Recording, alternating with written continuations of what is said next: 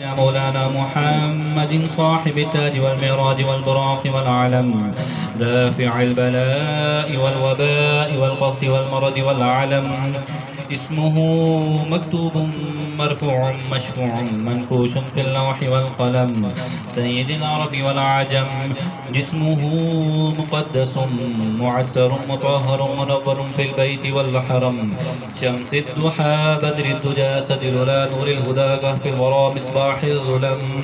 جميل الشيم شفيع الأمم صاحب الجود والكرم والله عاصمه وجبريل خادمه والبراق مركبه والمعراج سفره وسدرة المنتهى مقامه